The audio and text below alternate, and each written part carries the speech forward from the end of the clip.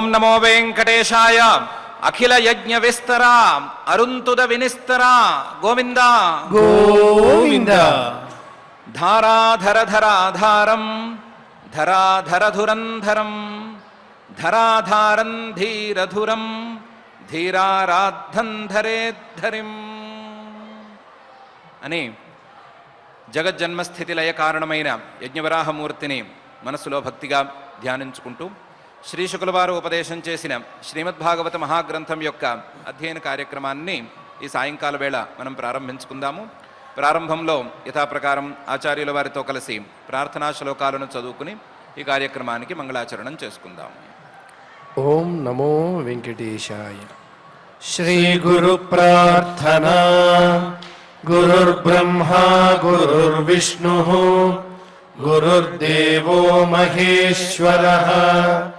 గురుః సాక్షాత్ పరం బ్రహ్మ తస్మై శ్రీ గురవే నమః. శ్రీనివాస ప్రార్థనా. వరాభయదహస్తాయ వరారోహాప్రియాయ చ వరాహాచలవాసాయ శ్రీనివాసాయ తే నమః. అథ సంకల్పః.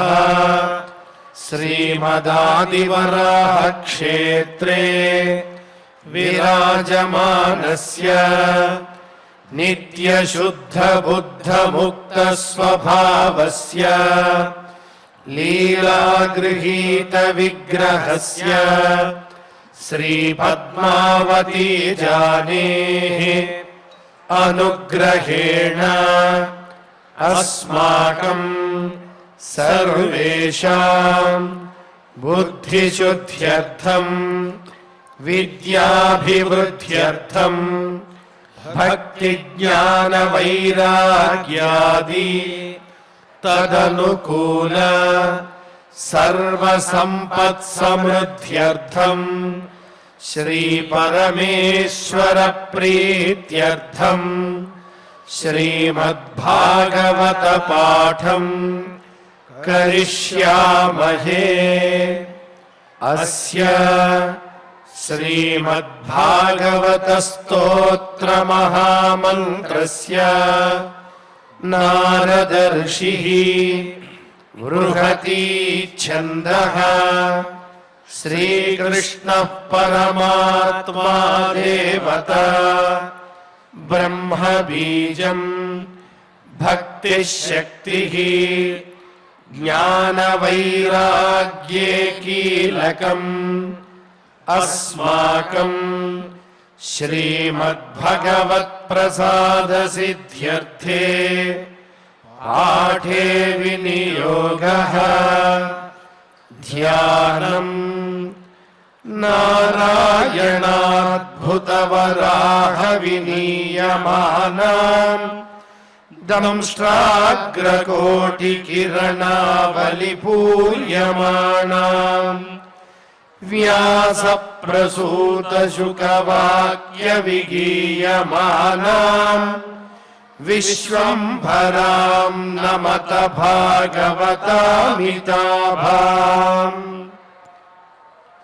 శ్రీ గురుభ్యో నమః. హిరణ్యాక్షుడికి శ్రీవరాహమూర్తికి భీకరమైన యుద్ధం సాగింది. ఆ యుద్ధంలో ఒకళ్ళనొకళ్ళు గట్టిగానే కొట్టుకున్నారు.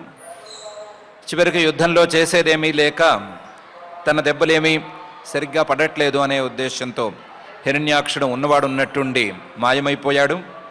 మాయమైపోయిన వాడు ఎన్నెన్నో రాక్షస మాయలను ప్రదర్శించాడు. ఆ రాక్షస మాయలన్నిటినీ కూడా పరమాత్మ సుదర్శన చక్ర ప్రభావంతో తుత్తునియలం చేశాడు. తన మాయలు కూడా పనిచేయకపోయేసరికి హిరణ్యాక్షుడికి చాలా కోపం వచ్చింది. ఆ కోపంతో ఒక్కసారి ఆ ఆదివరాహమూర్తి ముందు ఎదురుపడి ఆయన్ని గట్టిగా తన బిగి కౌగిల్లో ఎలాగైనా సరే చూర్ణం చేద్దాము అని గట్టిగా కౌగిలించుకున్నాడు. కౌగిలించుకుని లోపలికి చూసేసరికి ఎలా ఉన్నాడు అని చూసేసరికి లోపల కనిపించలేదు, బయట కనిపించాడు. బయట కనిపించేసరికి ఆ కోపం ఇంకా హెచ్చిపోయింది. ఆ హెచ్చిపోయిన కోపంలో తం ముష్టిభిర్వినిఘ్నంతం వజ్రసారైరధోక్షజ కరేణ కర్ణమూలేహన్ యథా త్వాష్ట్రం మరుత్పతి అనే తీరులో పైన జరిగింది. కోపం పెరిగింది హిరణ్యాక్షుడికి. ఆ కోపంలో గట్టిగా గుద్దుదామని ఎదుర్కొండా ఉండే యజ్ఞవరాహమూర్తిని గుద్దటం మొదలుపెట్టాడు. తం ముష్టిభిర్వినిఘ్నంతం వజ్రసారై, ఒక్కొక్క గుద్దు 2 చేతులతోనూ గుద్దుతున్నాడు. ఆ ఒక్కొక్క గుద్దు కూడా వజ్రాలతో కొట్టినట్టుగా, వజ్రాలు పిడికిలుగా బిగించి కొట్టినట్లుగా గట్టిగా తగులుతున్నాయి. ఆ వజ్రసారంగా ఉండేటువంటి ముష్టిభి పిడికిళ్లతో గుద్దుతుంటే వినిఘ్నంతం అధోక్షజ, ఇంద్రియ ప్రభావాలనే అదుపు చేయగలిగినటువంటి ఆ పరమాత్మ కరేణ తన 4 కాళ్లలో ముందు వైపు ఉండేటువంటి ఒక కాలితో, చేయిలాగా ఉండేటువంటి కాలితో కర్ణమూలే అహన్, హిరణ్యాక్షుడి చెవి కింద భాగాన్ని కొట్టాడు. గూబ అనుకుంటాం కదా, ఆ గూబ గుయ్యమనేటట్టు కొట్టాడు. కరేణ కర్ణమూలే అహన్ యథాత్వాష్ట్రం ప్రజాపతి యథాత్వాష్ట్రం మరుత్పతి. ఇంద్రుడు వృత్రాసురుణ్ణి కొట్టినట్టుగా ఒక్క దెబ్బ గట్టిగా వేశాడు, ఒకే ఒక్క దెబ్బ. హిరణ్యాక్షుడేమో పిడికిళ్ళ మీద పిడికిళ్ళు గుద్దుతూనే ఉన్నాడు, గుద్దుల మీద గుద్దులు కురిపిస్తూనే ఉన్నాడు, ప్రతి గుద్దు గట్టిగా కొడుతున్నాడు. ఈయన మాత్రం ఒకే ఒక దెబ్బ గూబ గుయ్యమనేటట్టు కొట్టాడు. తం ముష్టిభిర్వినిఘ్నంతం వజ్రసారైరధోక్షజ కరేణ కర్ణమూలేహన్ యథా త్వాష్ట్రం మరుత్పతి అని మహర్షి గారు పైన జరిగిన యుద్ధం చెప్తున్నారు. అన్ని దెబ్బలు, అన్ని గుద్దులు వాడు గుద్దాడు, వాడు కొట్టాడు, ఈయన ఒకే ఒక దెబ్బ కొట్టాడు. ఆ ఒకే ఒక దెబ్బకి ఏమైంది అంటే స ఆహతో విశ్వజితా హ్యవజ్ఞయ పరిభ్రమద్గాత్ర ఉదస్తలోచన విశీర్ణ బాహ్వంఘ్రి శిరోరుహోపతత్ యథా నగేంద్రో లులితో నభస్వత అనే తీరులో హిరణ్యాక్షుడు అక్కడికక్కడ విరుచుకు పడిపోయాడు అని మహర్షి గారు చెప్తున్నారు. స ఆహత, ఎప్పుడైతే ఆ గూబ కింద గట్టిగా కొట్టాడో, విశ్వజిత, మొత్తం ప్రపంచాన్నే గెలవగలిగిన ఆ పరమాత్మ ఎప్పుడైతే అలాంటి దెబ్బ తీశాడో, అందులోనూ అవజ్ఞయ, నువ్వు ఎన్ని గుద్దులైనా గుద్దు, నేను మాత్రం ఒకే ఒక దెబ్బ కొడతాను అన్నట్లుగా ఒకే ఒక దెబ్బతో ఎప్పుడైతే కింద కొట్టాడో, కొట్టేసరికి పరిభ్రమద్గాత్ర, హిరణ్యాక్షుడి ఒళ్ళంతా కూడా కదిలిపోయినట్లయింది. తలే కాదు, ఒళ్ళంతా కూడా గిరగిరగిర తిరిగిపోయింది. గిరగిరా తిరిగిపోయి కింద పడిపోయాడు. పరిభ్రమద్గాత్ర. ఆ కింద పడిపోయినప్పుడు హిరణ్యాక్షుణ్ణి చూస్తే ఉదస్తలోచన, కళ్ళు బయటికి పొడుచుకొచ్చేశాయి ఆ దెబ్బ అదటికి. విశీర్ణ బాహ్వంఘ్రి శిరోరుహ, ఆ హిరణ్యాక్షుడి చేతులు, కాళ్ళు ఇవన్నీ కూడా ఈ చెవి మూలంలో అంటే గూబ దగ్గర కొట్టేసరికి చేతులు, కాళ్ళు ఇవన్నీ కూడా ఎవరో విరిచేసినట్లు జాయింట్స్ అన్నీ ఊడిపోయి వచ్చేసినాయి. విశీర్ణ బాహ్వంఘ్రి శిరోరుహ, హిరణ్యాక్షుడి కేశాలు కూడా కొన్ని ఊడి పడిపోయినాయి. అంత గట్టిగా హిరణ్యాక్షుడికి తగిలింది. దాంతో అపతత్, కింద పడిపోయాడు. ఆ పడిపోయిన వాణ్ణి ఎవరైనా చూస్తే ఒకటే అనుకోవాలి, ఏదో పెద్ద మహావృక్షం పెద్ద గాలికి వేళ్లతో సహా పూర్తిగా లేచిపోయి కింద పడిపోయింది అని అనుకోవాలి. ఎలాగైతే పెద్ద గాలి వచ్చినప్పుడు వేళ్లతో సహా చెట్టు కూలిపోతుందో, కూలిపోయినప్పుడు చెట్టుకుండేటువంటి ఆకులన్నీ రాలిపోయి ఉంటాయో, అలాగే కొమ్మలు అవి విరిగిపోయి కొంచెం బీభత్సంగా ఎలా ఉంటుందో, అలాగే హిరణ్యాక్షుడు పడిన దృశ్యం కూడా అంతే తీరులో ఉంది అని మహర్షి గారు స ఆహతో విశ్వజితా హ్యవజ్ఞయ పరిభ్రమద్గాత్ర ఉదస్తలోచన విశీర్ణ బాహ్వంఘ్రి శిరోరుహోపతత్ యథా నగేంద్రో లులితో నభస్వత అని చెప్తున్నారు. ఇంత కాలం పాటు యుద్ధం చేశాడు కదా, అంతా నాటకమే, అంత యుద్ధం అవసరం లేదు, ఒకే ఒక దెబ్బ. ఎన్ని ఆయుధాలు తెచ్చిన హిరణ్యాక్షుడైనా, ఎన్ని ఆయుధాలను సృష్టించుకున్నా, ఎంత బలంగా ఉన్నా, ఎంత బలంగా కొట్టినా, ఎన్ని రాక్షసమాయలను చూపించినా, పరమాత్మ కొట్టినటువంటి, అందులోనూ అవజ్ఞయ లెక్క లేకుండా కొట్టినటువంటి ఒకే ఒక దెబ్బకి చెట్టు కూలినట్టు కూలిపోయాడు.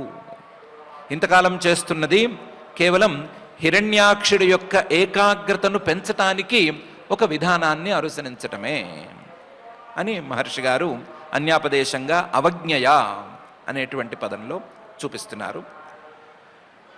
ఇలా హిరణ్యాక్షుణ్ణి పరమాత్మ దెబ్బ కొట్టంగానే, హిరణ్యాక్షుడు కూలిపోంగానే చుట్టూ ఉన్న దేవతలందరూ కూడా ఒకసారి చూశారు.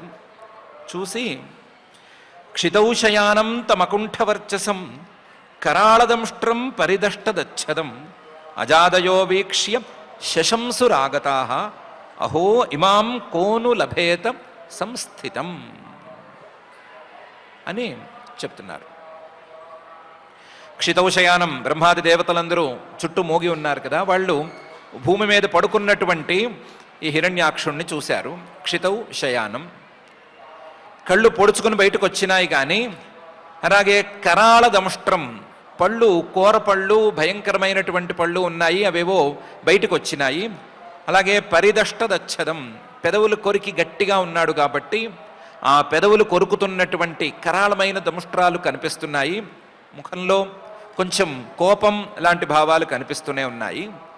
వాటన్నిటితో పాటు అకుంఠ వర్చసం, ఏదో తెలియని తేజస్సు అతని ముఖంలో కనిపిస్తుంది.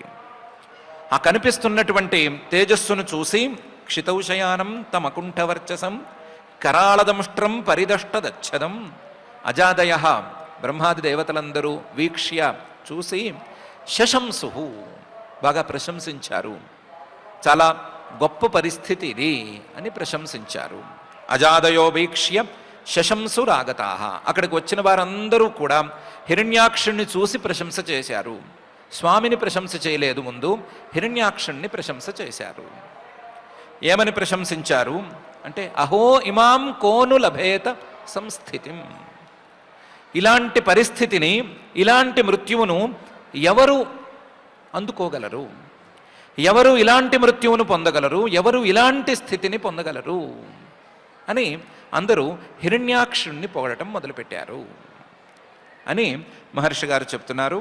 క్షితౌశయానం తమకుంఠవర్చసం కరాళదంష్ట్రం పరిదష్టదచ్చదం అజాదయో వీక్ష్య శశంసురాగతాః అహో ఇమాం కోను లభేత సంస్థితిం అనే శ్లోకంలో.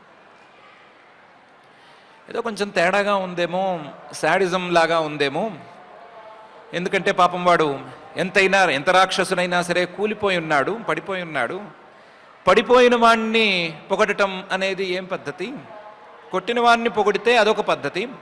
పడిపోయిన వాణ్ణి ఏం పొగుడుతారు, ఏమని పొగుడుతారు? పొగడటానికి ఏముంది, పడిపోయాడు కదా అంటే చెప్తున్నారు, ఇలాంటి పడిపోవటం ఎవరికీ దక్కదు. ఇలాంటి పడక వేయటానికి, ఇలాంటి మృత్యువును ఆహ్వానించటానికి ఎంతెంత సాధనలు చేస్తారో ఎవరికీ తెలియదు.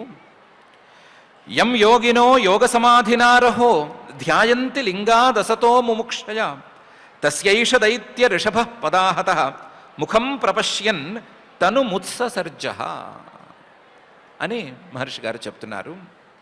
బ్రహ్మాది దేవతలకి అక్కడున్న పరిస్థితి, ఆ గొప్పతనం తెలుసు. యోగులు, యోగ సాధన చేసుకునేటువంటి వాళ్ళు యోగ సమాధి స్థితిని పొందటానికి చాలా తీవ్రమైన ప్రయత్నం చేస్తారు. ఆ సమాధి స్థితిలో రహస్యంగా మనస్సులో పరమాత్మను ఉంచుకోవాలి అని జీవితాంతం సాధన చేసుకుంటూనే ఉంటారు. యం యోగినః యోగ సమాధినారః ధ్యాయంతి, ఆ ధ్యానాన్ని విడవకుండా నిరంతర ప్రయత్నంతో నిలబెట్టుకుంటూ ఉంటారు. ఎందుకంటే లింగాత్ అసతః ముముక్షయ, ఈ శరీరం ఎప్పటికైనా సరే పడిపోక తప్పదు, ఎవరికైనా సరే పడిపోక తప్పదు. ఈ శరీరం పడిపోతే మరొక శరీరం అనేది తప్పనిసరిగా అంటుకుంటోంది. ఒక శరీరం వదిలిపోతోంది, ఇంకొక శరీరం అంటుకుంటోంది. ఈ ఒక శరీరం నుంచి మరొక శరీరానికి వెళ్ళటానికి కానీ, ఒక శరీరం తర్వాత మరొక శరీరం అంటుకోవటానికి కానీ వీలుగా లోపల లింగ శరీరం లేదా సూక్ష్మ శరీరం అనే పేరుతో ఒక శరీరం ఉంది. ఇది ఒక మీడియేటర్గా పనిచేస్తోంది. పనిచేసి ఇంకో శరీరంతో అంటించేసేస్తోంది. అసలు ఈ శరీరాల గోల లేకుండా ఉండాలి అంటే ఈ శరీరం పడిపోవటం కాదు, కొత్త శరీరం అంటుకోకపోవటం కాదు, ఆ లోపల ఉండేటువంటి సూక్ష్మ శరీరం లేదా లింగ శరీరం అనే దాని పీడ వదిలిపోవాలి. అది పనికొచ్చేది మంచిది ఏమీ కాదు, అదేమీ నిజమైనది శాశ్వతమైనది ఏమీ కాదు. అది లింగం, సూక్ష్మ శరీరం అసత్, మంచిది కాదు, అలాగే శాశ్వతమైనది కాదు. దాన్ని ఎలాగైనా సరే వదిలించుకోవాలి అనే కోరికతో ఆ లింగ శరీరంతో సహా శరీరాలన్నిటినీ వదిలించుకోవాలి అంటే ఆ చివరి క్షణంలో మనసులో పరమాత్మ నిలవాలి అనేటువంటి కోరికతో మనసులో పరమాత్మను నిలుపుకోవటానికి జన్మంతా కూడా సాధన చేసుకుంటూ ఉంటారు. లింగాత్ అసతః ముముక్షయ. అలాంటి పరిశ్రమ చేస్తే గాని మనస్సులో నిలవనటువంటి పరమాత్మ ఈరోజు శరీరాన్ని విడిచిపెట్టేటువంటి సందర్భంలో హిరణ్యాక్షుడికి కళ్ళెదురకుండా నిలబడి కనపడి హిరణ్యాక్షుడిని పంపించాడు. తస్యైష దైత్య ఋషభ పదాహతః ముఖం ప్రపశ్యన్. ఆ హిరణ్యాక్షుడు పరమాత్మ తాలూకు యజ్ఞవరాహమూర్తి యొక్క ముఖాన్ని చూస్తూ ప్రాణాలను విడిచిపెట్టాడు. ఎలా? పదాహతః, ఒక దెబ్బ కొట్టించుకుని దెబ్బ తిని ఆ దెబ్బతో ముఖాన్ని చూస్తూనే ప్రాణాలను విడిచిపెట్టాడు. ఈ దెబ్బ మొదటి క్షణంలోనే పరమాత్మ కొట్టి ఉండొచ్చు. ఒక్క దెబ్బ గూప గుయ్యమనేటట్టు కొడితే ప్రాణాలే పోయేటువంటి శక్తి ఉండేటువంటి పరమాత్మ హిరణ్యాక్షుడు కనిపించిన మొట్టమొదటి క్షణంలోనే ఈ దెబ్బ కొట్టచ్చు. కొట్టలేదు. ముందు వాడితో ఆయుధాలని వేయనిచ్చాడు, వాడితో రాక్షస మాయలని చేయనిచ్చాడు, దగ్గరికి రానిచ్చాడు, కౌగిల్లోకి తెప్పించుకున్నాడు. వాడు పిడికిలతో గుద్దుతూ ఉంటే ఆ గుద్దులు తింటున్నాడు. తింటూ తింటూ వాడిలో ఉండేటువంటి ద్వేషభక్తిని ఇంకా ఇంకా ఇంకా ఇంకా పెంచి దాని తారాస్థాయిని తీసుకొచ్చి పెట్టి తారాస్థాయి వచ్చింది అని నిర్ణయించుకున్న తర్వాత అప్పుడో దెబ్బ కొట్టాడు. ఆ దెబ్బతో ఆ పరమాత్మ మీద ఉండేటువంటి ద్వేషభక్తితో ఉండేటువంటి హిరణ్యాక్షుడు ప్రాణాలను విడిచిపెడుతూ అదే సమయంలో ఆ ద్వేషభక్తిని కూడా విడవకుండా ముఖం చూస్తూ మనసులోనూ కళ్ళ ఎదురుకుండాను పరమాత్మనే చూస్తూ ప్రాణాలను విడిచిపెట్టుకున్నాడు. ఇలాంటి పరిస్థితిని తేవటానికి ఈ యుద్ధాన్ని ఇంతగా సాగదీసి పెట్టాడు. యోగులేమో సాగదీసుకుని బిగదీసుకుని కూర్చుని ఎన్నెన్నో సంవత్సరాల పాటు సాధన చేసుకుంటూ ఉంటారు. ఈ హిరణ్యాక్షుడి కోసం మాత్రం పరమాత్మే యుద్ధాన్ని సాగదీసి వాడి ఏకాగ్రత నిలిచేంత వరకు యుద్ధాన్ని కొనసాగించి చివరికి ఒక దెబ్బతో వాడి ప్రాణాలు పోయేటట్లు చేశాడు.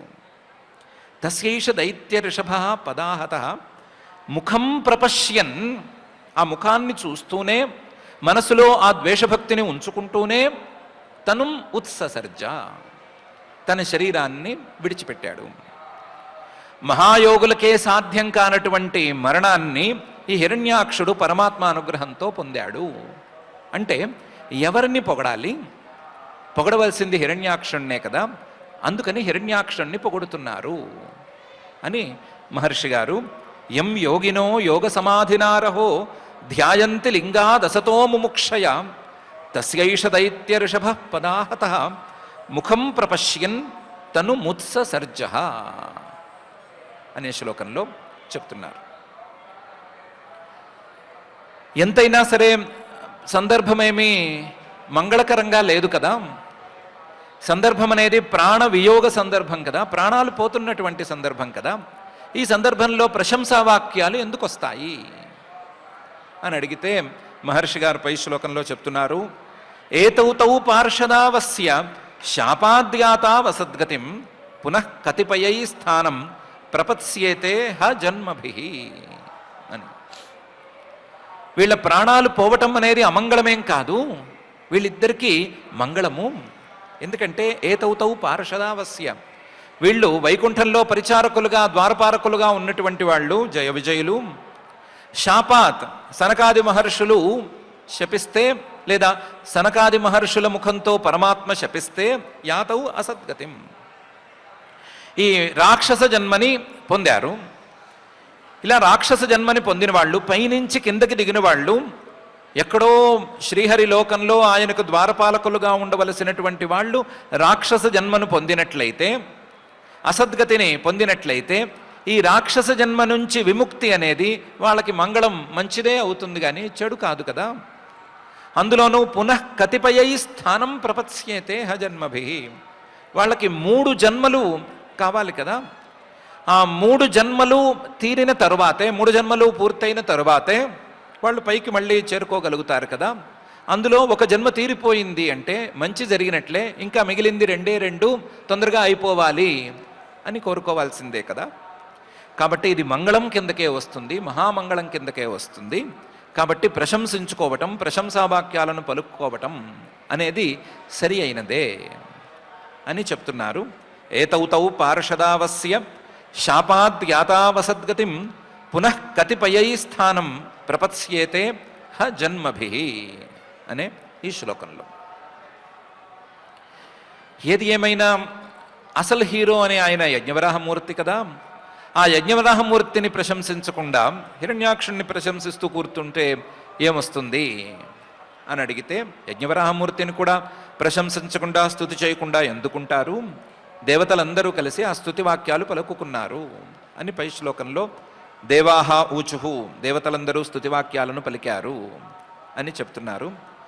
నమో నమస్తే అఖిల యజ్ఞతంతవే స్థితౌ గృహీతామల సత్వమూర్తయే దిష్ట్యా హతోయం జగతామరుంతుదః త్వత్పాదభక్త్యా వయమేష నిర్వృతాః అని స్తుతి చేశారు.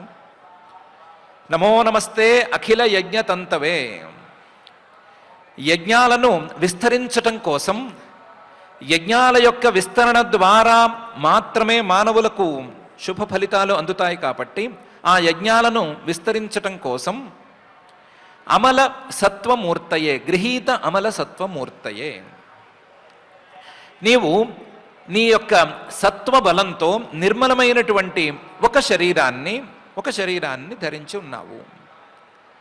ఆ శరీరం యజ్ఞవరాహమూర్తిగా మా కళ్ళకు కనిపిస్తోంది. అలాంటి యజ్ఞవరాహ శరీరంలో ఉన్న యజ్ఞవరాహమూర్తిగా ఉండేటువంటి నీకు నమో నమస్తే, 2 సార్లు నమస్కారం. నమో నమస్తే అఖిల యజ్ఞతంతవే స్థితౌ గృహీత అమల సత్వమూర్తయే. ఈ యజ్ఞాలను విస్తృతంగా ప్రచారం చేయటం కానీ, యజ్ఞాల ద్వారా మాత్రమే మానవులు మంచి ఫలితాలను అందుకోగలరు అని చెప్పటం ద్వారా కానీ నీవు ఈ ప్రపంచం తాలూకు స్థితిని కాపాడదలుచుకున్నావు. ఈ సృష్టి గనక సవ్యంగా ఉండాలి అంటే, సృష్టిలో ఉండేటువంటి మానవుడు సవ్యంగా ఉండాలి అంటే, మానవుడికి యజ్ఞాలు తప్ప మరొక దారి లేదు. యజ్ఞరూపుడైనటువంటి పరమాత్మను కొలవటం తప్ప ఇంకొక దారి లేదు. అలా వాళ్లకు దారి చూపించటానికి నీవే యజ్ఞవరాహమూర్తిగా అవతరించి ఈ విశ్వాన్ని, దీని యొక్క స్థితిని కాపాడటానికి ముందుకొచ్చావు. స్థితౌ గృహీత అమల సత్వమూర్తయే. ఆ స్థితిలో భాగంగానే, యజ్ఞాలను కాపాడటంలో భాగంగానే, యజ్ఞాలకు మూలాధారమైనటువంటి భూమిని స్వస్థానంలో ఉంచటానికి, ఆ స్వస్థానంలో ఉంచడానికి అడ్డం పడేటువంటి రాక్షసుణ్ణి సంహరించటానికి నీవు దిగొచ్చావు. వచ్చిన పని చేశావు. దిష్ట్యా హతోయం జగతామరుంతుదః. ఈ సృష్టిలో ఉండేటువంటి ప్రాణులకు హాని చేసే అరుంతుదః, అందులోనూ తీవ్రమైన హాని చేసేటువంటి ఈ రాక్షసుడు దిష్ట్యా హతః, నీ యొక్క అనుగ్రహంతో ఈరోజు కింద పడిపోయాడు. త్వత్పాదభక్త్యా వయమీశ నిర్వృతాః. వీడితో నానా బాధలు పడుతున్నటువంటి మేమందరము నీ పాదాలనే నమ్ముకున్నాము. నీ పాదాలనే నమ్ముకుని ఎప్పటికైనా సరే ఈ కష్టాల నుండి నీవే గట్టెక్కిస్తావు అనేటువంటి విశ్వాసంతో ఉన్నాము. ఆ భక్తితో ఉన్నటువంటి మేము ఈ రోజుకు మా కష్టాల నుండి గట్టెక్కాము. త్వత్పాద భక్త్యా వయం ఈశ నిర్వృతాః. ఈరోజు సుఖంగా ఉండగలిగిన పరిస్థితికి చేరుకున్నాము అని సంక్షిప్తంగా దేవతలందరూ కలిసి నమో నమస్తేఖిల యజ్ఞతంతవే స్థితో గృహీతామల సత్వమూర్తయే దిష్ట్యాహతోయం జగతామరుంతుదః త్వత్పాదభక్త్యా వయమీశ నిర్వృతా అనే ఈ శ్లోకంలో పరమాత్మను స్తుతి చేసుకున్నారు అని మైత్రేయ మహర్షి గారు చెప్పి ఈ హిరణ్యాక్ష శ్రీవరాహ యుద్ధాన్ని శ్రీవరాహావతారాన్ని శ్రీవరాహావతారం తాలూకు వ్యవహారం మొత్తాన్ని పూర్తి చేసి పై శ్లోకంలో అంటున్నారు మైత్రేయ ఉవాచ ఏవం హిరణ్యాక్షమసహ్య విక్రమం సాధయత్వా హరిరాదిసూకరః జగామలోకం స్వమఖండితోత్సవం సమీళిత పుష్కర విష్టరాదిభిః అని. ఇక్కడికి యుద్ధము పూర్తయిపోయింది. యజ్ఞవరాహమూర్తి యొక్క అవసరము కూడా అప్పటికి తాత్కాలికంగా పూర్తయిపోయింది. అందువల్ల ఏవం హిరణ్యాక్షం అసహ్య విక్రమం, ఎవరూ తట్టుకోలేనటువంటి పరాక్రమం కలిగినటువంటి హిరణ్యాక్షుణ్ణి హరిహి ఆదిసూకర, ఆది వరాహమూర్తిలో వచ్చినటువంటి శ్రీహరి సాధయిత్వ కింద పడేసి జగామలోకం స్వమఖండితోత్సవం, పని పూర్తయ్యేసరికి ఎలాగో భూమిని కూడా స్వస్థానంలో ఉంచేశాడు, భూమికి అడ్డం పడేటువంటి హిరణ్యాక్షుణ్ణి కూడా ఎక్కడికి పంపించాలో అక్కడికి పంపించాడు, మరుజన్మకి పంపించాడు. కాబట్టి పని అయిపోయింది అనే ఉద్దేశంతో జగామలోకం, తన యొక్క వైకుంఠాన్నే తిరిగి వెళ్ళిపోయాడు. వైకుంఠానికే ఎందుకు వెళ్ళాడు అంటే స్వం అఖండితోత్సవం, అది తన యొక్క ప్రధాన స్థానం స్వం. అదేవిధంగా అఖండితోత్సవం, నిరంతరం ఒక ఉత్సవాలు సాగేటువంటి, అవిచ్ఛిన్నంగా ఉత్సవాలు సాగేటువంటి ప్రదేశం అది. నిరంతరం భక్తుల యొక్క ధ్యాన పూజాదులతో ఉత్సవమయంగా ఉండేటువంటి ప్రదేశం అది. కాబట్టి అఖండితోత్సవం అయిన ఆ ప్రదేశానికే వెళ్ళాలి అని అనుకున్నాడు. జగామలోకం స్వమఖండితోత్సవం సమీడిత పుష్కర విష్టరాదిభి, వెళ్ళేటప్పుడు పుష్కర విష్టరుడు అంటే పద్మనాభంలో ఉండేటువంటి ఆ బ్రహ్మగారు మొదలైనటువంటి వాళ్ళందరూ పొగుడుతూ ఉంటే, స్తుతి చేస్తూ ఉంటే ఆ స్తుతులన్నిటినీ ఆనందంగా వింటూ తన లోకానికి వెళ్ళిపోయాడు. యజ్ఞవరాహ మూర్తిని తాత్కాలికంగా ఉపశమింపజేశాడు అని చెప్తున్నారు. ఏవం హిరణ్యాక్షమసహ్య విక్రమం సాధయిత్వా హరిరాదిసూకర జగామలోకం స్వమఖండితోత్సవం సమీడిత పుష్కర విష్టరాదిభి అని. ఆయన శ్రీహరి చివరికి వైకుంఠానికి చేరిపోవటంతో ఈ వృత్తాంతమంతా ముగిసిపోయింది. ఈ వృత్తాంతాన్ని నేను మా గురువుగారైనటువంటి పరాశర మహర్షి గారి దగ్గర నుంచి విన్నాను, విన్నది విన్నట్లుగా నీకు చెప్తున్నాను అని పై శ్లోకంలో మహర్షి గారు చెప్తున్నారు. మయా యథానూక్తమవాదితే హరేః కృతావతారస్య సుమిత్రచేష్టితం యథా హిరణ్యాక్ష ఉదార విక్రమః మహామృధే క్రీడనవన్ నిరాకృతః అని. మయా నేను యథా అనూక్తం అవాదితే హరేః, నాకు మా గురువులు ఎలా చెప్పారో దాన్ని యథావత్తుగా మార్పులు లేకుండా చెప్పాను. హరేహే శ్రీహరి తాలూకు ఈ ఆది వరాహమూర్తి అవతారాన్ని గురించి, వరాహావతారాన్ని గురించి నేను వివరంగా నీకు చెప్పాను కదా, ఏది నా స్వంత మాటలతో చెప్పలేదు, అన్నీ మా గురువుగారు చెప్పినట్లే చెప్పాను.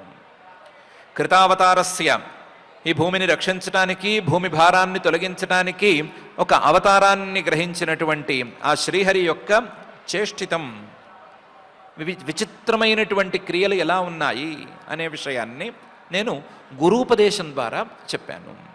సుమిత్ర, ఓ విదురుడా, ఇదేది నేను సొంతంగా కల్పించి చెప్పింది కాదు, మా గురువులు చెప్పిందే చెప్పింది. యథా హిరణ్యాక్ష ఉదార విక్రమ మహామృధే క్రీడనవన్ నిరాకృత అనేది ఇందులో ప్రధానమైనటువంటి విషయం. హిరణ్యాక్షుడు ఉదార విక్రమ, చాలా విస్తృతమైనటువంటి పరాక్రమం కలిగినవాడు, చాలా గొప్ప పరాక్రమం కలిగినవాడు. అతని జన్మ తాలూకు మూలంలోనే చాలా పెద్ద శాపం ఉంది. జన్మ కశ్యప ప్రజాపతి గారి ద్వారా, అందులోనూ అసుర సంధ్య వేళ. ఈ జన్మతో పాటుగా 100 సంవత్సరాల పాటు దితి గర్భంలో పెరిగాడు. పెరిగినవాడు గర్భంలో ఏం చేశాడు అని సరిగ్గా మనం బయటికి చెప్పుకోలేదు. బయటకు వచ్చినవాడు బ్రహ్మని గురించి ఎంత తపస్సు చేశాడో చెప్పలేదు. బ్రహ్మగారే వీడికి వరాలు ఇచ్చింది నేనే అని చెప్పారు అనే మాత్రమే చెప్పుకున్నాము. అంతటి విశేషం కలిగినటువంటి ఈ హిరణ్యాక్షుడు, హిరణ్యాక్షుడి పరాక్రమం ఇవన్నీ కూడా యథా హిరణ్యాక్ష ఉదార విక్రమ మహామృధే యుద్ధానికి వచ్చేసరికి ఆ యుద్ధమేదో చాలా పెద్దగా గొప్ప యుద్ధంలా మొదట్లో కనిపించింది. హిరణ్యాక్షుడేమో ఆకాశమంతా ఎత్తున్నాడు, ఈయనేమో ఎగిరెగిరి కొట్టాల్సి వచ్చింది. ఈయన చేతిలో ఉండేటువంటి గద కూడా ముక్కలు ముక్కలైపోయింది. గద ముక్కలైపోతే మళ్ళీ ఎక్కడైనా అందంగా ఫోటోకి పోజ్ ఇవ్వాలంటే ఈయనకి గద ఎక్కడి నుంచి వస్తుంది అని చాలామందికి సందేహం కూడా వచ్చింది. ఇలా మహామృధం చాలా గొప్ప యుద్ధంగా కనిపిస్తున్నటువంటి యుద్ధంలో చివరికి వచ్చేసరికి క్రీడనవన్ నిరాకృత. ఒక ఆట బొమ్మని ఆడుకుంటున్నటువంటి పిల్లవాడు, ఆట బొమ్మతో ఆడుకుంటున్నటువంటి పిల్లవాడు ఇంకా చాలు ఆట చాలు అని అనుకున్న తర్వాత దాన్ని పగలగొట్టేసినట్లుగా, సింపుల్గా పైనుంచి కింద పడేస్తే అది పగిలిపోయినట్లుగా ఒక ఆట బొమ్మని కొట్టినట్టుగా కొట్లేశాడు. హిరణ్యాక్షుడి బలము, అతని వరబలము లేదా అతని జన్మ మూలము ఇవన్నీ కూడా ఎందుకు కొరగాకుండా పోయాయి. పరమాత్మ ప్రభావం ముందు మరే ప్రభావము నిలవదు అనటానికి తార్కాణంగా ఈ వృత్తాంతం ఉదాహరణగా నిలుస్తుంది. అలాంటి ఉదాహరణగా నిలిచేటువంటి దాన్ని మా గురువులు ఈ పాయింట్ కోసమే చెప్పారు. చెప్పిన దాన్ని నేను నీకు వివరంగా చెప్పాను అని మైత్రేయ మహర్షి గారు విదురుడితో అంటున్నారు. మయా యథానోక్తం అవాదితే హరేహే కృతావతారస్య సుమిత్రచేష్టితం యథా హిరణ్యాక్ష ఉదార విక్రమ మహామృధే క్రీడనవగన్ నిరాకృత అనే ఈ శ్లోకంలో ఈ వృత్తాంతాన్ని కేవలం విదురుడు మైత్రేయ మహర్షి గారు చెప్తున్నగా వింటున్నాడు అని మాత్రమే కాదు, విదురుడు మాత్రమే వినటం లేదు, ఇంకా కూడా సూతుడు చెప్పగా శౌనకాది మహర్షులు కూడా వింటున్నారు కదా. ఆ సూతుడు మధ్యలో చిన్న బ్రేక్ లాగా ఇచ్చి ఈ వృత్తాంతాన్ని పూర్తి చేయటానికి కొన్ని మాటలు మాట్లాడుతున్నాడు. సూత ఉవాచ ఇతి కౌశారవాఖ్యాతాం ఆశ్రుత్య భగవత్కథాం క్షత్తానందం పరం లేభే మహాభాగవతో ద్విజ అని మొదలుపెట్టి ఇది కౌశారవాఖ్యాతం ఈ విధంగా మైత్రేయ మహర్షి గారు చెప్తూ ఉండగా ఆశ్రుత్య భగవత్కథాం భగవంతుడి యొక్క కథను అందులోనూ యజ్ఞవరాహమూర్తికి సంబంధించినటువంటి వృత్తాంతాన్ని విని విదురుడు ఆనందం పరం లేభే మహానందాన్ని పొందాడు. ఎందుకంటే అతను మహాభాగవత, అతను భగవద్భక్తులలో కల్లా కూడా చాలా గొప్పవాడు. భగవద్భక్తులలో కల్లా గొప్పవాడు కాబట్టి భగవత్ కథను చెప్తే అందులో ఉండేటువంటి రహస్యాలను వెంటనే పట్టుకుని ఈ పని ఎందుకు చేశాడు, ఇంత ప్రభావం ఉన్నా సరే ఇంతసేపు యుద్ధాన్ని సాగదీయటం అనేది హిరణ్యాక్షుడి తాలూకు ఏకాగ్రతని తన మీద నిలపటం కోసం చేశాడు లాంటి పాయింట్లన్నీ గట్టిగా పట్టేసుకుని చాలా ఆనందాన్ని పొందాడు. క్షత్తానందం పరం లేభే మహాభాగవతో ద్విజ. ద్విజ ఓ శౌనక, విదురుడు చాలా సంతోషించాడు అని మొదలుపెట్టి సూతుడు చెప్తున్నాడు. అంత ఆనందం కలిగిపోతుందా అంటే కలుగుతుంది. అన్యేషాం పుణ్యశ్లోకానాం ఉద్దామ యశసాం సతాం ఉపశ్రుత్య భవేన్మోద శ్రీవత్సాంకస్య కిం పునః అని ఈ తీరులో కలుగుతుంది అని సూతుడు చెప్తున్నాడు. ఎవరైనా గెలిచిన వాళ్ళు ఉంటే ఆ గెలిచిన వాళ్ళ తాలూకు విషయాలు వినటానికి అందరూ ఉవ్విళ్ళూరుతారు. వాళ్ళు ఎలా సక్సెస్ అయ్యారు, ఏ విధంగా వాళ్ళు సాధించుకున్నారు, ఏ విధంగా పరిశ్రమ చేశారు అని వినటానికి అందరూ ఉవ్విళ్ళూరుతూ ఉంటారు. వాళ్ళ గెలుపు గురించి వీళ్లకు విన్నంత మాత్రాన వచ్చేసేదేమీ పెద్దగా ఉండదు. అందరూ గెలిచిన వాళ్ళని చూసి నేర్చుకునేందుకు ప్రతి సందర్భంలోనూ ఉంటుంది అని ఏమీ చెప్పలేము. అదొక కౌతూహల నివృత్తి, అదొక కుతూహల నివృత్తి అనే చెప్పుకోవాలి. ఇలా అన్యేషాం పుణ్యశ్లోకానాం అలా వినటం తప్పేమీ కాదు, గొప్ప అనుకోవచ్చు. వాళ్ళ కీర్తి తాలూకు మహిమ అది అని చెప్పుకోవచ్చు. అలా అన్యేషాం పుణ్యశ్లోకానాం మంచి కీర్తి కలిగిన వాళ్ళు, గెలిచిన వాళ్ళు, ఏదో ఒక విజయాన్ని సాధించిన వాళ్ళు, ఇలాంటి వాళ్ళని గురించి ఉద్దామ యశసాం సతాం ఉపశ్రుత్య, వాళ్ళ గొప్ప కీర్తిని గురించి, మంచి కీర్తిని గురించి వింటే భవేన్ మోద, ఒక సంతోషం అనేది కలుగుతుంది కదా. మంచి వింటే సంతోషం కలిగేందుకు అవకాశం ఉంటుంది కదా. మంచి కీర్తిని గురించి వినకపోవటం లేదా వినాలనుకోకపోవటం అనేది అసూయకేమైనా చిహ్నం అయితే అవ్వచ్చు. వాడి మొహంలే వాడేం చేసుకున్నాడు, ఇలా ఎవరైనా అదృష్టం కలిసి వస్తే ఎవరైనా గెలవచ్చు, గెలిచిన తర్వాత ఎన్ని కొటేషన్స్ అయినా ఇవ్వచ్చు అని మాట్లాడుకోవటం అనేది ఒక అసూయకి చిహ్నం అవ్వచ్చు. కానీ ఎవరైనా గెలిస్తే లేదా ఎవరైనా మంచి కీర్తిని పొందితే, మంచి స్థానాల్లో ఉండి వాళ్ళ గురించి ఏమైనా మంచి మాటలు చెబితే వింటే సంతోషం కలగటం కూడా మంచి వాళ్లకు జరుగుతుంది. సతాం భవేన్ మోద. మరి సామాన్యమైన వాళ్ళ గురించి ఇంత విశేష కీర్తిని వింటే సంతోషం కలిగే మాట అయితే, వీళ్ళందరికంటే చాలా చాలా రెట్లు గొప్ప అయినటువంటి శ్రీవత్సాంకస్య, శ్రీవత్సం అనేటువంటి మత్స కలిగినటువంటి పరమాత్మ తాలూకు కీర్తిని గురించి వింటే ప్రత్యేకించి సంతోషం కలుగుతుంది అని ఏం చెప్పుకోవాలి? శ్రీవత్సాంకస్య కిం పునః, ఆయన వీళ్ళందరికంటే చాలా గొప్ప కీర్తి కలిగిన వాడు. ఎంత కీర్తి కలిగిన వాడు అంటే, ఎంత గొప్ప కీర్తి అంటే, ఆయన గుండెల మీద ఉండేటువంటి మత్సకు కూడా శ్రీవత్స అని పేరుంది. ఎక్కడైనా మత్సలకి పేరుండే మాట ఉందా? ఇళ్ళకి పేరు పెట్టుకుంటారు, ఇంకా మిగతా వాటికి ఏమైనా పేర్లు పెట్టుకుంటారు. ఒంటి మీద ఉండే మత్సకు పేరు ఉండటము, ఆ పేరుని అందరూ శ్రీవత్సాంక అని ప్రత్యేకించి చెప్పుకోవటం అనేది ఎక్కడైనా చూసామా? అది ఆయనకి మాత్రమే చెల్లింది. ఎందుకంటే కీర్తి అనేది ఆయనకు మాత్రమే చెల్లుబాటు అవుతుంది. లేదా కీర్తి కలిగిన వాళ్ళలో ఆయనే టాప్ పొజిషన్లో ఉంటాడు. అలాంటి సత్కీర్తి తాలూకు తారాస్థాయిలో ఉండేటువంటి ఆ పరమాత్మ తాలూకు వ్యవహారాలను వినటం అనేది సంతోషకరం కాక మరేమవుతుంది? కాకపోతే దానికి మనసులో భక్తి అనేది ఉండాలి, మనసులో నిర్మలత అనేది ఉండాలి, మనసులో పరమాత్మ మీద కాస్తంత ప్రీతి అనేది ఉండాలి. అది ఉంటే గనక సంతోషం కలిగి తీరుతుంది. అది చాలా బలంగా విదురుడికి ఉంది కాబట్టి ఆయనకు సంతోషం కలిగింది, ఆశ్చర్యం ఏమీ లేదు అని సూతుడు అంటున్నాడు. అన్యేషాం పుణ్యశ్లోకానాం ఉద్దామ యశసాం సతాం ఉపశ్రుత్య భవేన్మోద శ్రీవత్సాంకస్య కిం పునః అని. ఏదో కాస్త లక్ష్మీపతి అయ్యేసరికి, కొంచెం ధనధాన్యాలు ఎక్కువగా ఉండేసరికి ఆయనకి కీర్తి వచ్చి ఉంటుంది. అన్నిటికీ పేర్లు పెట్టుకోవటం, మత్సకు కూడా పేర్లు పెట్టుకోవటం అనేది ఆయనకి కొంచెం ధనం ఎక్కువగా ఉండటం వలన చెల్లిందేమో అని సందేహం వస్తుంది. అలాంటి మాటలు, అలాంటి అనుకోవటాలు వద్దు. ఆయనకు కీర్తి అందుకు రాలేదు.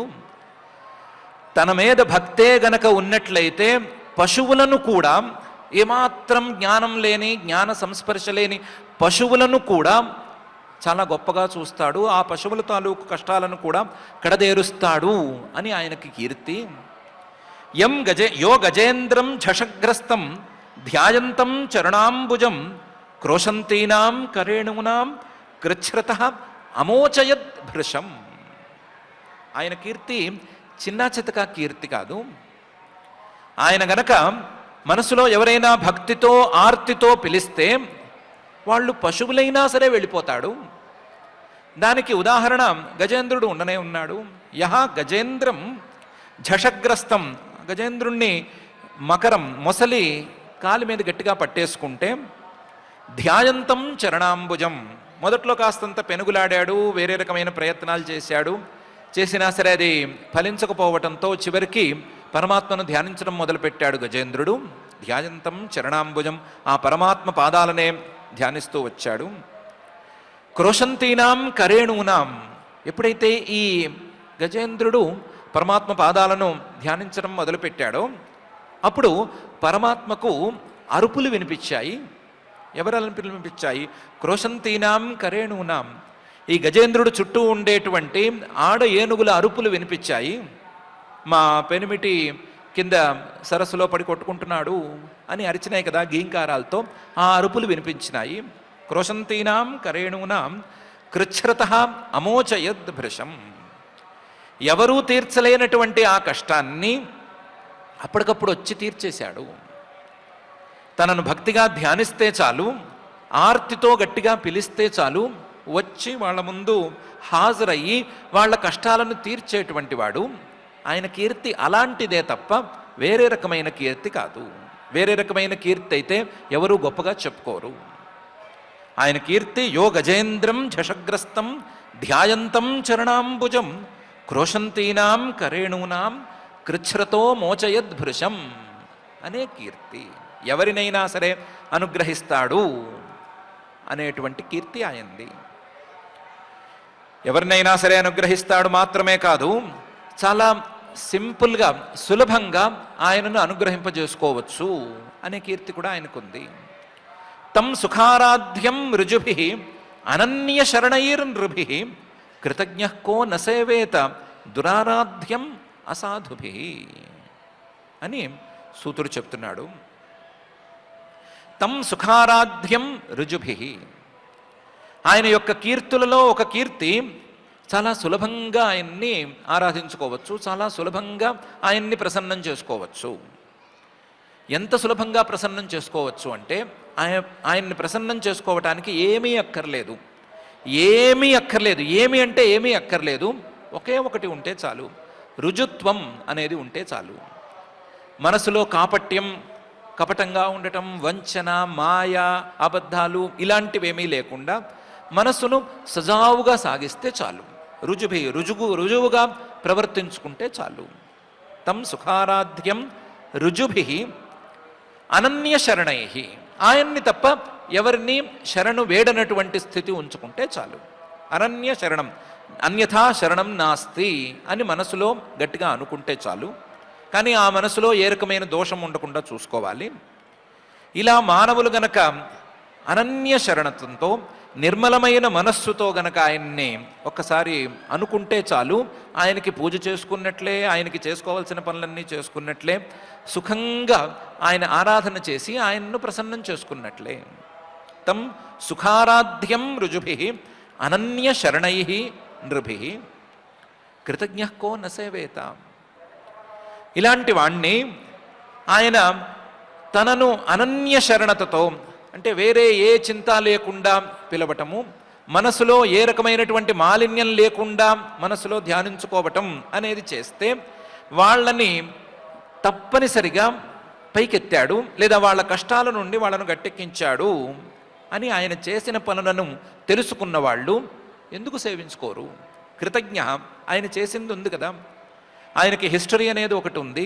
ఆ హిస్టరీలో ఆయన్ని మంచి బుద్ధితో సేవించుకున్న వాళ్ళందరినీ ఆయన అనుగ్రహించాడు అనే ఉంది. అలాంటి కృతజ్ఞ, ఆయన చేసిన దాన్ని గుర్తుపెట్టుకున్నవాడు, తెలుసుకున్నవాడు కో నసేవేత, ఎవరు సేవించుకోరు. ఇది ఆయనకున్న గొప్ప కీర్తి. ఏమని కీర్తి? చాలా సులభంగా పూజించుకోవచ్చు. ఎంత సులభంగా పూజించుకోవచ్చు? మనసులో దోషాలు లేకపోతే చాలు, అన్యథా శరణ్ నాస్తి అని అనుకుంటే చాలు, మనసులో నిర్మలమైన మనస్సుతో ఒక్కసారి పిలుచుకుంటే చాలు, ఒక్కసారి ఆ మనసులో తలుచుకుంటే చాలు, ఆయన వచ్చేస్తాడు, వచ్చి చేయవలసిందంతా చేసేస్తాడు అనేది ఉంది. ఇంతేకాదు ఆయనకు ఇంకో కీర్తి కూడా ఉంది, దురారాధ్యం అసాధుభి. ఒకవేళ గనక మనసులో కౌటిల్యం అనేది ఉంటే, మనసులో వంకర అనేది గనక ఉంటే, వక్రత్వం, మాయ, వంచన ఇవన్నీ గనక ఉంటే, కుట్రలు కుతంత్రాలు మనసు నిండా నిండి ఉంటే ఎంత ఆరాధించినా సరే పట్టించుకోడు.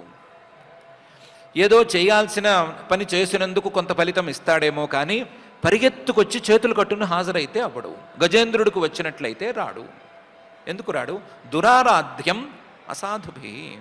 అసాధువులైన వాళ్ళు, మానసికంగా నైర్మల్యం లేని వాళ్ళు ఎంత ఆరాధన చేసినా సరే పెద్దగా పట్టించుకోడు, జనరల్ అనుగ్రహంతోనే కొట్టేస్తాడు అనేది కూడా ఇంకొక కీర్తి ఉంది.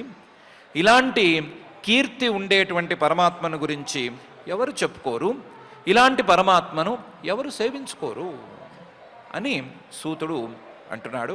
తం సుఖారాధ్యం రుజుభి అనన్య శరణైర్నృభి కృతజ్ఞ కో నసేవేత దురారాధ్యం అసాధుభి అనే ఈ శ్లోకంలో.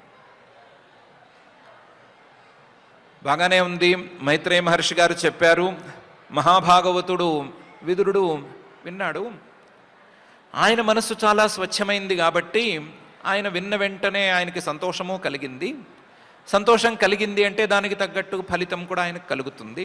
మరి మిగతా వాళ్ళ పరిస్థితి ఏమిటి అంటే, అంత విదురుడి స్థాయిలో మానసిక నైర్మల్యం అనేది లేకపోయినా, అంత స్థాయిలో భగవద్భక్తి అనేది లేకపోయినా ఎవరైనా సరే యోవై హిరణ్యాక్షవధం మహాద్భుతం విక్రీడితం కారణ సూకరాత్మనః శృణోతి గాయత్యనుమోదసేంజస విముచ్యతే బ్రహ్మవధాదపి ద్విజాః అని సూతుడు చెప్తున్నాడు. మానసిక నైర్మల్యం విదురుడుకున్నంత స్థాయిలో లేదు, దీన్ని విన్నందువలన అంత సంతోషం కలగటం లేదు అని అనుకోవడానికి వీల్లేదు. ఈ కథను విన్నట్లయితే మానసిక నైర్మల్యం అనేది తప్పనిసరిగా వచ్చేస్తుంది. ఎలా వస్తుంది? యోవై హిరణ్యాక్షవధం మహాద్భుతం, హిరణ్యాక్షవధకు సంబంధించినటువంటి ఈ అద్భుతమైన కథను ఎవరైతే వింటారో, అందులోనూ వధ అంటే మిగతా మానవులు చేసేటట్లుగా ప్రాణాలు తీయటం అనేది కాకుండా, ఆ ప్రాణాలు వచ్చినటువంటి కారణాన్ని, శాపాన్ని పోగొట్టటం, ఆ శాపం పోయేటట్లుగా తానే దిగి వచ్చి అతని మనస్సులో చివరి క్షణంలో తానే ఎదురుగా నుంచుని అతని మనస్సును శుద్ధంగా ఉంచి ప్రాణాలు తీయటం అనేటువంటి తీరులో జరిగిన ఈ అద్భుతమైన హిరణ్యాక్షవధను, అందులోనూ విక్రీడితం కారణ సూకరాత్మనః, భూమిని సంరక్షించాలి అనేటువంటి కారణంతో సూకర రూపాన్ని ధరించిన, వరాహ రూపాన్ని ధరించినటువంటి శ్రీహరి తాలూకు ఒకానొక క్రీడను గురించి ఎవరైతే శృణోతి వింటారో, గాయతి విన్నదాన్ని ఎవరైనా సరే గానం చేస్తారో, లేకపోతే అనుమోదతే ఎవరైనా విన్నదాన్ని సంతోషంగా, కొంచెమైనా సరే సంతోషంగా స్వీకరిస్తారో, వినటాన్ని కానీ లేకపోతే ఈ గానాన్ని కానీ సంతోషంగా స్వీకరిస్తారో, అనుమోదతే అంజస విముచ్యతే బ్రహ్మవధాదపి ద్విజాః, బ్రహ్మహత్య చేసినటువంటి పాపాల నుండి కూడా అంజస తప్పనిసరిగా వెంటనే వాళ్ళు విముచ్యతే మోక్షాన్ని పొందగలుగుతారు. బ్రహ్మవధ తాలూకు పాపం చాలా పెద్ద పాపం అని అనుకుంటే ఆ పాపం నుంచి కూడా వాళ్ళు విముక్తులవుతారు.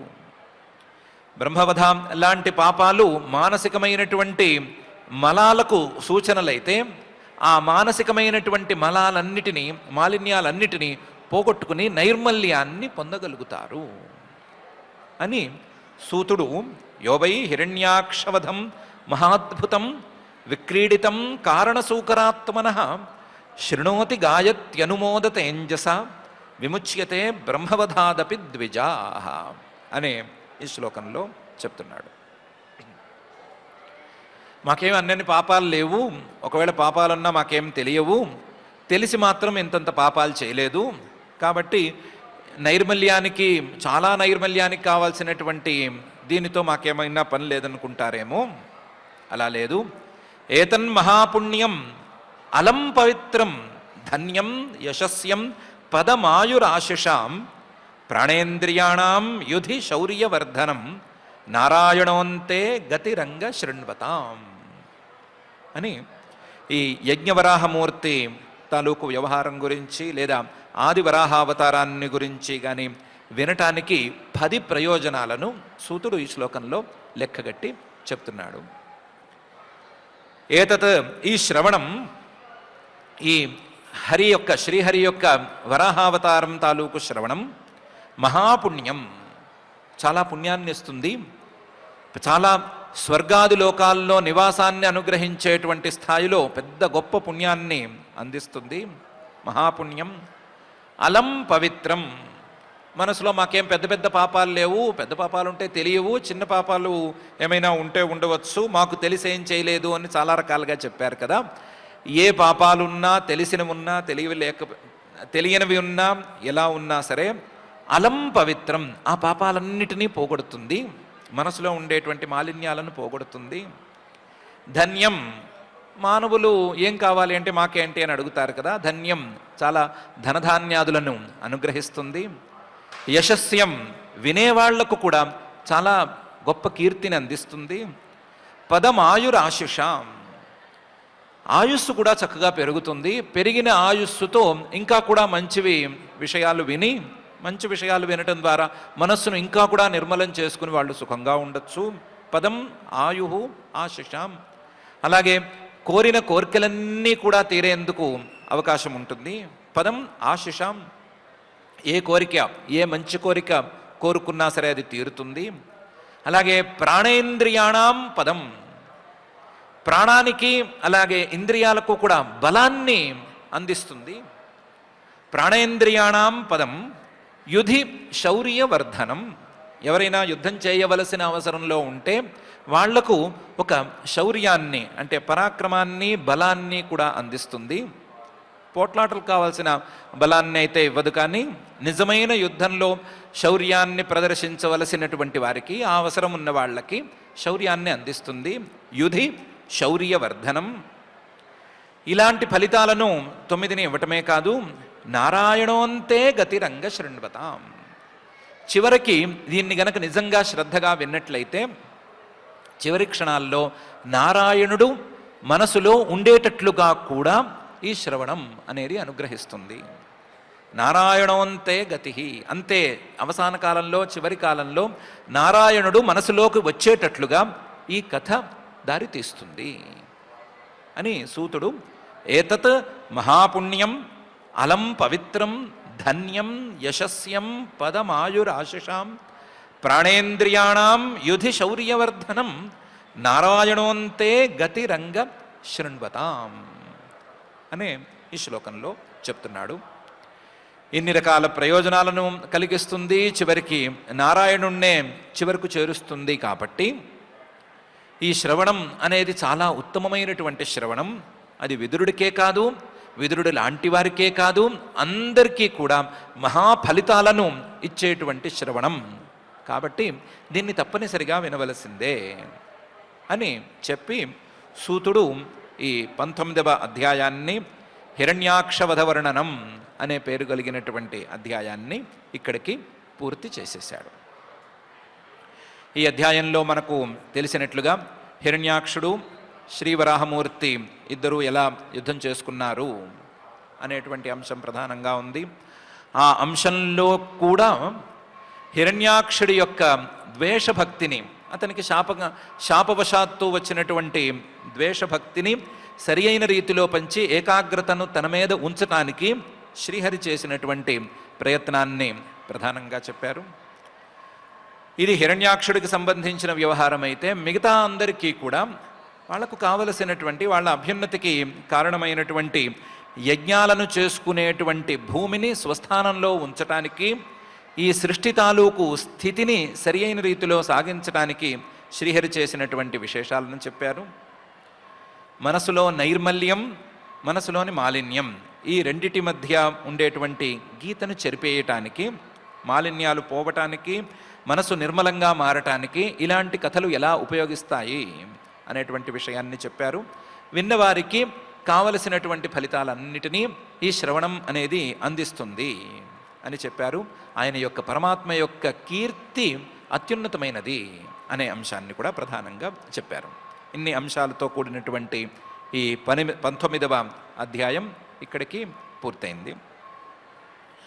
యథాప్రకారం మనం ఈ అంశంలో, ఈ ఘట్టంలో ప్రధానంగా అందుకోవలసినటువంటి ఒకే ఒక పాయింట్ని గట్టిగా పట్టుకుందాము.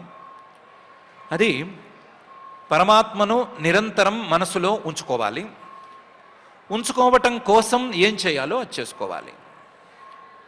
యోగ సాధన చేసుకునే వాళ్ళు ఆ సాధన తీరులో వాళ్ళు ఏదో చేసుకుంటున్నారు. యం యోగినో యోగ సమాధిన రహోధ్యాయంతి అనే తీరులో వాళ్ళు చేసుకుంటున్నారు. హిరణ్యాక్షుడు మొదలైనటువంటి వాళ్ళు, శాపగ్రస్త జీవులు, వాళ్ళు వేరే రకంగా ఆయన్ని మనసులో చివరి క్షణాల్లోనో మొత్తంగానో వాళ్ళు ఉంచుకుంటున్నారు. మరి మనలాంటి సామాన్యుల పరిస్థితి ఏమిటి?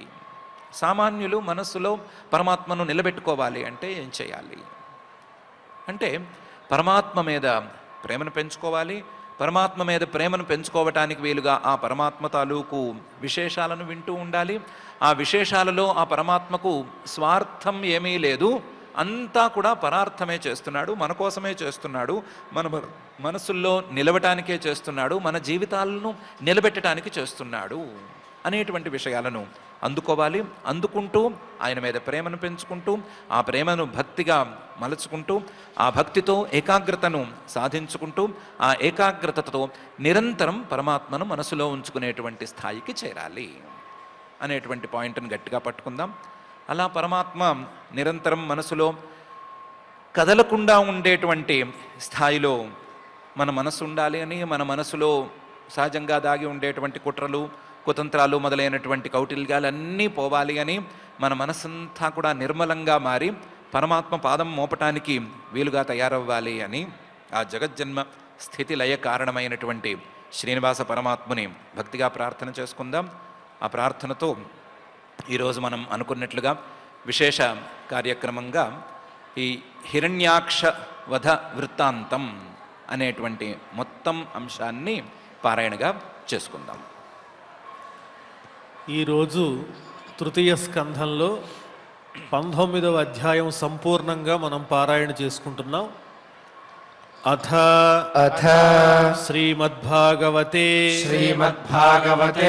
పారమహంస్యాం సంహితాయాం తృతీయ స్కంధే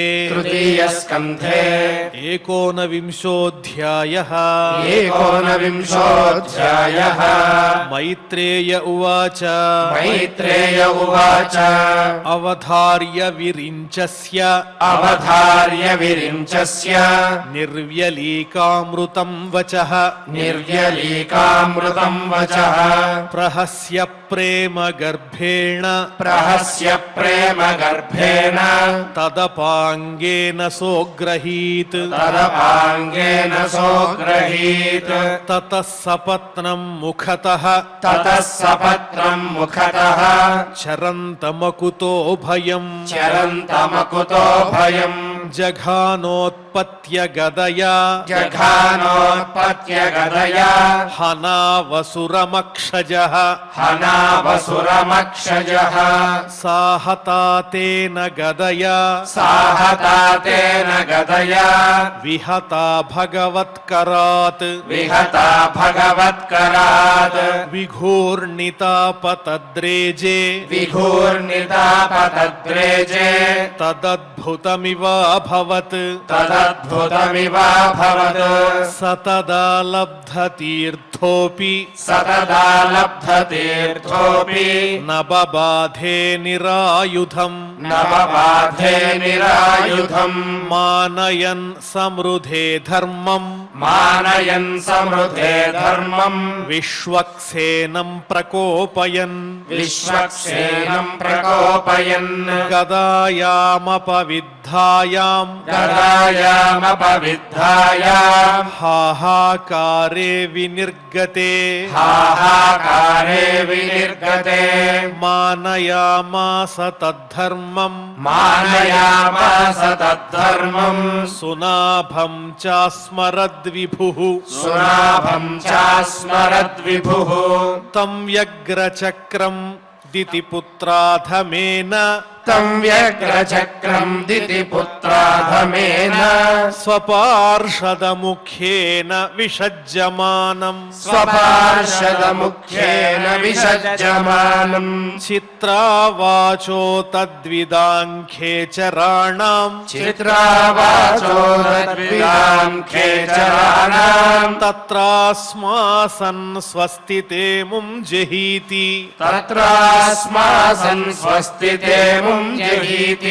సతం నిశామ్యాత్తరథాంగమగ్రతో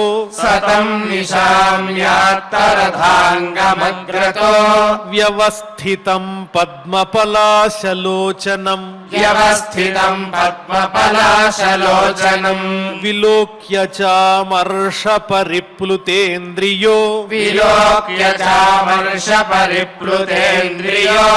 రుషా స్వదంతచ్ఛదమాదశ్వసన్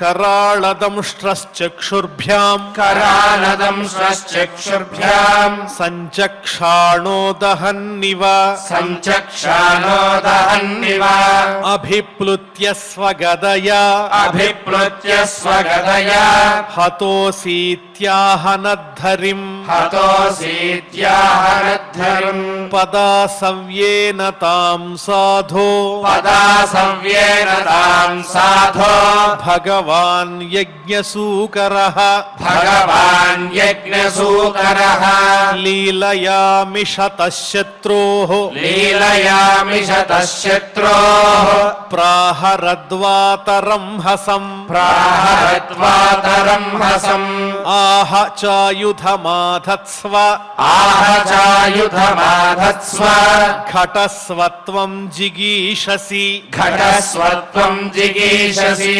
इत्युक्तः स तदा भूयः इत्युक्तः स तदा भूयः ताडयन् व्यनदद्भृशम् ताडयन् व्यनदद्भृशम् तां स आपततीं वीक्ष्य तां स आपततीं वीक्ष्य भगवान् समवस्थितः भगवान् समवस्थितः जग्राहलीलया प्राप्ताम् जग्राहलीलया प्राप्ताम् गरुत्मानिव पन्नगीम् गरुत्मानिव पन्नगीम् स्वपौरुषे प्रतिहते स्वपौरुषे प्रतिहते हतमानो महासुरः हतमानो महासुरः नैच्छद्गदाम् दीयमानाम् नैच्छद्गदाम् दीयमानाम् हरिणा विगतप्रभः हरिणा विगतप्रभः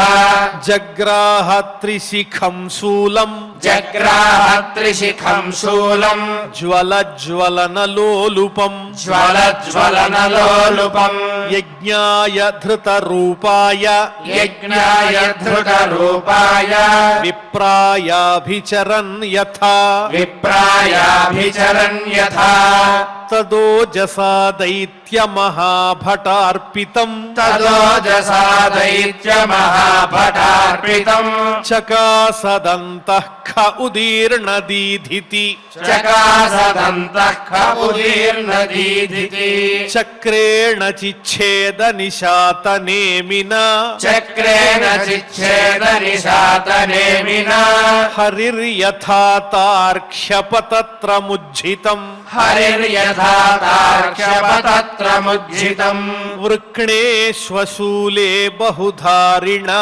हरेः वृक्णे स्वशूले बहुधारिणा हरेः प्रत्येत्य विस्तीर्णमुरो विभूतिमत् प्रत्येत्य विस्तीर्णमुरो विभूतिमत् प्रवृद्धरोषः स कठोरमुष्टिना प्रवृद्धरोषः स कठोरमुष्टिना नदन् प्रहृत्यान्तरधीयतासुरः नदन् प्रहृत्यान्तरधीयतासुरः तेनेत्थमाहतः क्षत्तः तेनेत्थमाहतः क्षत्रः भगवानादिसूकरः भगवानादिसूकरः नाकम्पतमनाक् क्वापि नाकम्पतमनाक् क्वापि स्रजाहत इव द्विपः स्रजाहत इव द्विपः अथोरुधासृजन्मायाम् अधोरुधासृजन्मायाम् योगमायेश्वरे हरौ योगमायेश्वरे हरौ यां विलोक्य प्रजास्त्रस्ताः याम् विलोक्य प्रजास्त्रस्ताः मेनिरेस्योपसंयमम् मेनिरेस्योपसंयमम् प्रववुर्वायवश्चण्डाः प्रववुर्वायवश्चण्डाः तमः पांसवमैरयन् तमः पांसवमैरयन् दिग्भ्यो निपेतुर्ग्रावाणः दिग्भ्यो निपेतुर्ग्रावाणः क्षेपणैः प्रहिता इव क्षेपणैः प्रहिता इव द्यौर्नष्टभगणाभ्रौघैः द्यौर्नष्टभगनाभ्रौघैः सविद्युत्स्तनयित्नुभिः सविद्युत्सनयितृभिः वर्षद्भिः पूयकेशासृक् वर्षद्भिः पूयकेशासृक् विण्मूत्रास्थीनि चासकृत्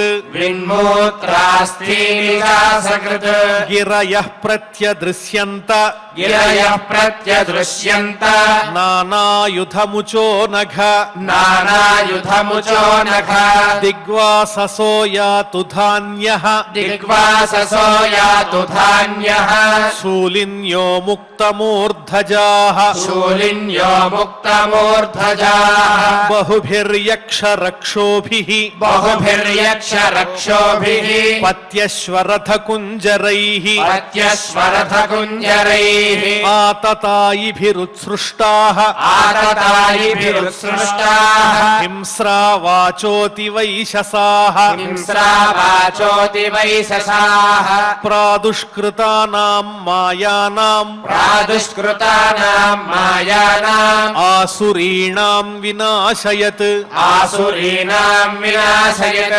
सुदर्शनास्त्रं भगवान् सुदर्शनास्त्रं भगवान् प्रायुङ्क्तदयितं त्रिपात् प्रायुङ्क्तदयितं त्रिपात् तदादिते समभवत् तदादिते समभवत् सहसा हृदि वेपथुः सहसा हृदि वेपथुः स्मरन्त्या भर्तुरादेशं स्मरन्त्या भर्तुरादेशं स्तनाच्चासृक्प्रशुश्रुवे स्तनाच्छाश्रुप्रशुश्रुवे विनष्टासु स्वमायासु विनष्टासु स्वमायासु भूयश्चाव्रज्य केशवम् भूयश्चाव्रज्य केशवम् ऋषोपगूहमानो मुम् ऋषोपगूहमानो मुम् ददृशेव स्थितं बहिः ददृशेव स्थितं बहिः तं मुष्टिभिर्विनिघ्नन्तम् तं मुष्टिभिर्विनिघ्नन्तम् वज्रसारैरधोक्षजः वज्रसारैरथोक्षजः करेण कर्णमूलेहन् करेण कर्णमूलेहन् यथा त्वाष्ट्रं मरुत्पतिः यथा त्वाष्ट्रं मरुत्पतिः स आहतो विश्वजिताह्यवज्ञया सहाहतो विश्वजिताह्यवज्ञया परिभ्रमद्गात्र उदस्तलोचनः परिभ्रमगात्रबुधस्थलोचनः विशीर्णबाह्वङ्घ्रिशिरोरुहोपतत् विशीर्णबाह्वङ्घ्रिशिरोरुहोपतत् यथा नगेन्द्रो लुलितो नभस्वता यथा नगेन्द्रो लुलितो नभस्वता क्षितौ शयानं तमकुण्ठवर्चसं क्षितौ शयानं तमकुण्ठवर्चसं कराळदंष्ट्रं परिदष्टदच्छदम् करालदंष्ट्रं परिदष्टलच्छदम् अजादयो वीक्ष्य शशंसुरागताः अजादयो वीक्ष्य शशंसुरागताः अहो इमां को नु लभेत संस्थितिम् अहो इमां को नु लभेत संस्थितिम् यं योगिनो योगसमाधिना रहो यं योगिनो योगसमाधिनारहो ध्यायन्ति लिङ्गादसतो मुमुक्षया ध्यायन्ति लिङ्गादसतो मुमुक्षया तस्यैष दैत्यऋषभः पदाहतो तस्यैष दैत्यऋषभः पदाहतो मुखं प्रपश्यं स्तनुमुत्ससर्जः मुखं प्रपश्यं स्तनुमुत्ससर्जः एतौ तौ पार्षदावस्य एतौ तौ पार्षदावस्य शापाद्यातावसद्गतिम् शापाद्यातावसद्गतिम् पुनः कतिपयैस्थानम् पुनः कतिपयैस्थानम् प्रपत्स्येतेह जन्मभिः प्रपत्स्येतेह जन्मभिः देवा ऊचुः देवा ऊचुः नमो नमस्तेऽखिल यज्ञतन्तवे नमो नमस्तेऽखिल यज्ञतन्तवे स्थितौ गृहीतामलसत्त्वमूर्तये स्थितौ गृहीतामलसत्त्वमूर्तये दिष्ट्या हतोऽयं जगतामरुन्तुदः दिष्ट्या हतोऽयं जगतामरुन्तुदः त्वत्पादभक्त्या वयमीश निर्वृताः त्वत्पादभक्त्या वयमीश సमीश निर्वृताः మైత్రేయ ఉవాచ मैत्रेय उवाच ఏవం హిరణ్యాక్షమసహ్య విక్రమం एवं हिरण्याक्षमसह्य विक्रमम् ససాదయిత్వా హరిరాదిసూకరః ससादयित्वा हरिरादिसूकरः జగామలోకం స్వమఖండితోత్సవం जगामलोकम् स्वमखण्डितोत्सवम् సమీడితః పుష్కరవిష్టరాదిభిః समीडितः पुष्करविष्टरादिभिः మయా యథానోక్తమవాదితే హరేః मया यथानोक्तमवादिते हरेः కృతావతారస్య సుమిత్రచేష్టితం कृतावतारस्य सुमित्रचेष्टितम् యథా హిరణ్యాక్ష ఉదార విక్రమో यथा हिरण्याक्ष उदार विक्रमो మహామృధే క్రీడనవన్నిరాకృతః महामृधे क्रीडनवन्निराकृतः సూత ఉవాచ सूत उवाच ఇతి కౌషారవాఖ్యాతాం इति कौशारवाख्याता ఆశ్రుత్య భగవత్కథాం आश्रित्य भगवत्कथा క్షత్తానందం పరం లేభే शक्तानन्दम् परम् लेभे మహాభాగవతో ద్విజ महाभागवतो द्विजा అన్యేషాం పుణ్యశ్లోకానాం अन्येषाम् पुण्यश्लोकानाम् ఉద్దామయశసాం సతాం उद्दामयशसाम् सताम् ఉపశ్రుత్య భవేన్మోదః उपश्रुत्य भवेन्मोदः శ్రీవత్సాంకస్య కిం పునః श्रीवत्साङ्कस्य किम् पुनः యోగజేంద్రం ఝషగ్రస్తం योगजेन्द्रम् दशग्रस्तम् ధ్యాయంతం చరణాంబుజం ध्यायन्तम् चरणाम्बुजम् క్రోశంతీనాం కరేణూనాం क्रोशन्तीनाम् करेणूनाम् కృచ్ఛ్రతో మోచయత్ ద్రుతం कृच्छ्रतो मोचयद्रुतम् తం సుఖారాధ్య మృజుభిః तम् सुखाराध्य मृजुभिः అనన్యశరణైర్నృభిః अरण्यशरणैर्नृभिः కృతజ్ఞః కో న సేవేత कृतज्ञः को न सेवेत దురారాధ్యమసాధుభిః दुराराध्यमसाधुभिः యో వై హిరణ్యాక్షవధం మహాద్భుతం यो वै हिरण्याक्षवधम् महाद्भुतम् విక్రీడితం కారణసూకరాత్మనః विक्रीडितम् कारणसूकरात्मनः శృణోతి గాయత్యనుమోదతేంజసా शृणोति गायत्यनुमोदतेऽञ्जसा విముచ్యతే బ్రహ్మవధాదపి ద్విజాః विमुच्यते ब्रह्मवदादपि द्विजाः ఏతన్మహాపుణ్యమలం పవిత్రం एतन्महापुण्यमलम् पवित्रम् ధన్యం యశస్యం పదమాయురాశిషాం धन्यम् यशस्यम् पदमायुराशिषाम् ప్రాణేంద్రియాణాం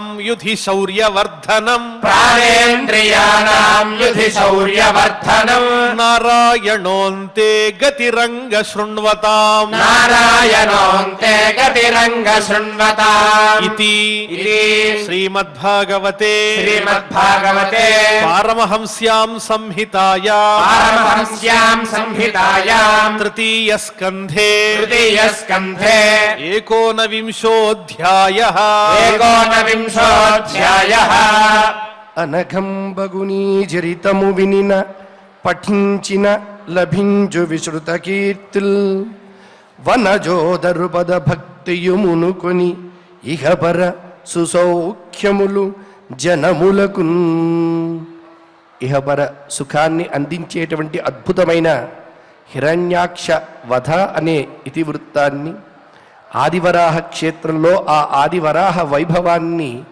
శ్రీమద్భాగవత అమృతాస్వాదంలో భాగంగా ఆచార్యముఖంగా మనకు చక్కగా అందించిన ఆ దేవదేవుని మనం త్రికరణ శుద్ధితో ప్రార్థిస్తూ యథాప్రకారం క్షమాప్రార్థన దగ్గర నుంచి మంగళాంత శ్లోకం వరకు పఠించుకుని మంగళాంతంగా నేటి అధ్యయన కార్యక్రమానికి పరిసమాప్తిని పలుకుదాం.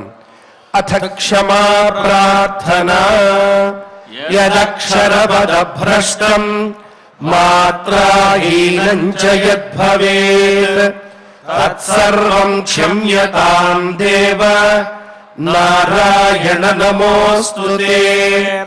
అథ భగవత్ సమర్పణం కాయేన వాచా మనసేంద్రియైర్వా బుద్ధ్యాత్మనా వా ప్రకృతే స్వభావాత్ కరోమి యద్యత్ సకలం పరస్మై నారాయణాయేతి సమర్పయామి.